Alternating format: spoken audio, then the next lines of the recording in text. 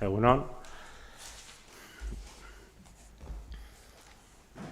Beti da eskurtu beharrekoa zuen alegina eta gaurkoan are gehiago. Etorri zareten guztiei egindako aleginagatik eskerrik asko, baldintza bereziak dira, horrelako deialdiak egiten direnean eta gaina horrelako egunetan. Eta horrelako egunetan tokatzen zaizkigunetan, hori, denon erantzuna oso ona izan dela ikusita, benetan lehenengo gauza eskerrak beharrean nago, hala, benetan gauzak aurrera ateratzeko denen aldetik egiten dugun ekarpena ezinbestekoa delako eta oso importantea delako. Gaurko, gure gai zerrendak esaten duen bezala, ezoiko eta presazko bilkurarako deia egin dugu. Denok gera jakitun, Sant Elmo gazteluaren prozesuak eskatzen digun pauso bat bete behar dugula, eta hori dela eta ekin diogu honi. Atzo argitaratu zen Gipuzkoako boletinean, Gipuzkoako aldizkari ofizialean, guk martxoaren 11an onartua genuen kreditu aldaketa behin betiko onartuta dagola, eta beraz atzotik gaur egin dugu deialdi hau. Aurrekoan nola ez noen txukun egin, espero dut gaur txukun hago egitea. Eta bereziki lehenengo gaia da, lehenengo puntua da, presazko bilkura hau egitea ia onartzen dugun. Eta ordan bozketa egingo dugu. Hain zuzen, aipatu dudan arrazoia dugu erdibidean. Bidean ez, erdigunean. Hain zuzen ere, kreditu aldaketarako behin betiko onarpen hori atzo boletinean agertu denetik, ofiziala da, eta beraz, gaur, bilkura hau egiteko aukera badugu. Beraz, presazko bilkura onartzearen alde, beraz, hau batez, onartua.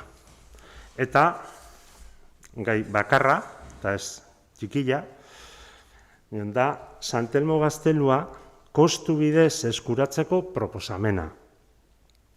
Eusko Jaurlaritzaren apirilaren 1eko lehentasunez erosteko eskubidea baliatzeko ebazpenaren arabera. Ondo irutzen baldin bazaizue, azalpentxo bat egingo dut, gero hitza emango dizuet, noski, talde guztiei, gaiaz eztabaidatuko dugu eta gero bozketari ekingo diogu.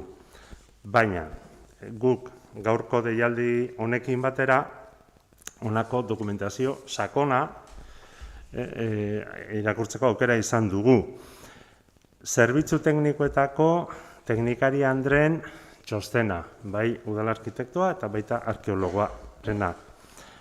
Bigarren, udal idazkari jaunaren txostena.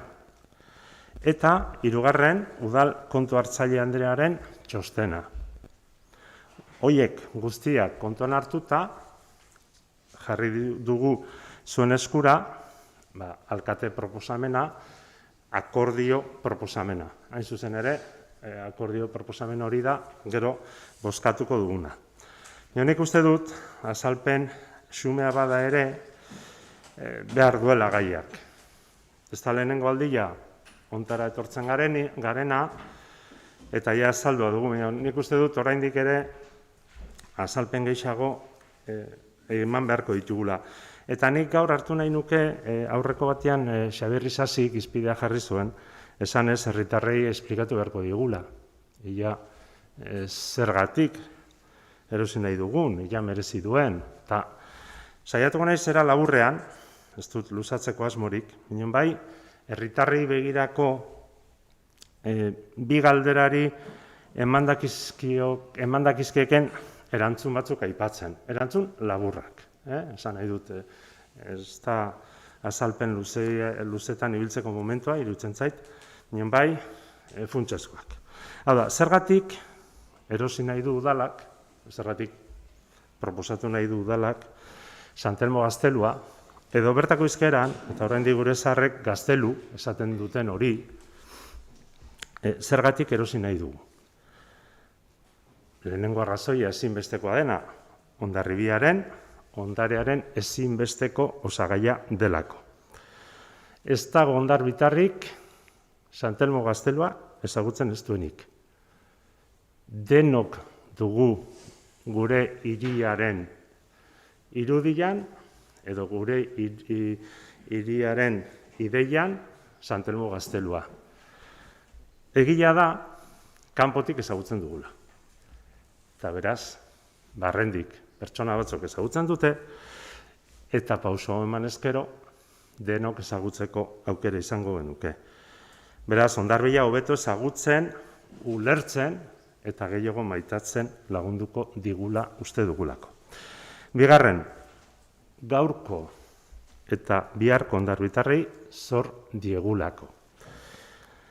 Hirugarren, gure ondarea babestu eta gizarteratzeko konpromisoa indarrean dugulako. Ez naiz azalpen luzetan ariko, aipatu dut lehen. Inon, egia da, adibide modura, Arma Plaza Fundazioa ondarearen lanketarako eta gizarteratzeko gure tresnak 10 urte bete ditu. Inon, ondarearen lanketa udaletxe honetan ez gurekin hasi, eta ez oain dela 10 urte hasi. Lehenagotik hasia da. Inon, nire ikuspegitik oraindik importanteagoa dena da, aurrera begira ere, konpromiso hori dugula argi dago. Laugarren arrazoi bat, denon ondarea, herri administrazioa kudeatzea egokiena delako. Eta bosgarren, eta esan dute, modu laburrean, udal talde eta ordezkari guztiak horretan bat gatozelako. Eta nolabaiteko galdera hori egiten duen herritarrari, behintzat 5 erantzun askarok eman dakizkiokelakoan gaude. Merezi du diru kopuru hori ordaintzea, hau da, 3,5 milioi horiek ordaintzea. Gure ustez, bai. Aukera historikoa, eta nahita erabili dut izen ondo hori, kirolean askotan erabili izan da, minon aukera historikoa delako monumentu bat udalak berreskuratzeko.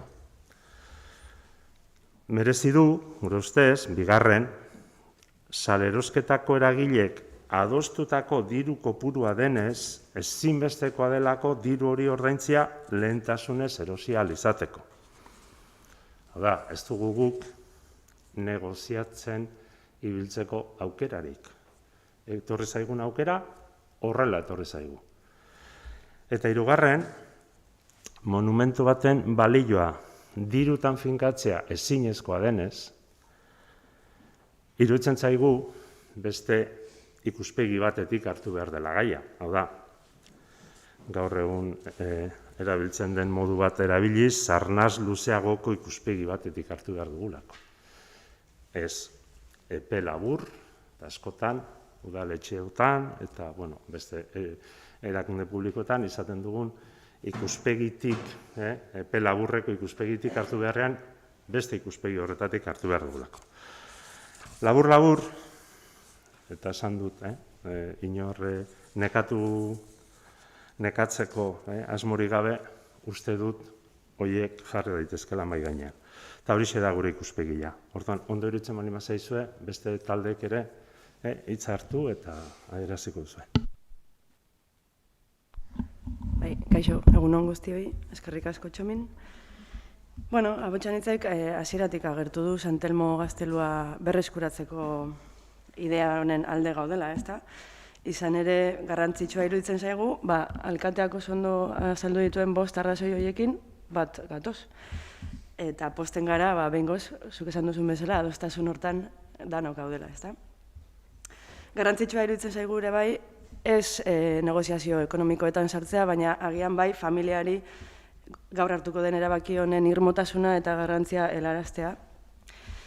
Eta azkenik, badakigu kontu hartzailetzatik, kudaketa ordainsari gisa aurreikusita dauden 105.000 euroien jarraipen hurbila egingo dela, eta guk ere halaxe egingo dugula adierazten dugu. Eta, honengatik guztiagatik alde bozkatuko dugu. Eskerrik asko estitxu, Noemi, Xabier.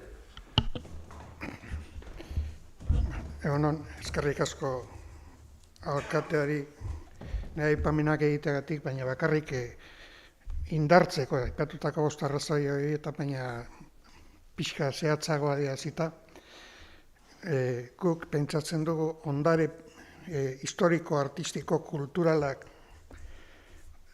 materialak zen inmaterialak, erakunde publikoren ardurapekoak izan behar direla, eta arrazoi hori konbentzituta gaude hobeto zainduta daudela, hobeto kudeatuta eta herriaren zerbitzuan jartzen direla. Eta, bueno, gu pozik gaude, balgatuz esandako guztiarekin eta noski aldeko botoa emango du. Eskerrik asko. Eskerrik asko zuei, eta hortaz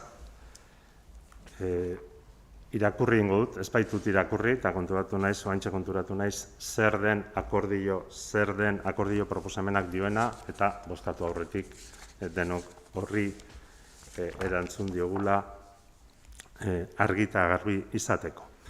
Akordio proposamenak honako hau dio. 3 puntu ditu, lehenengoa.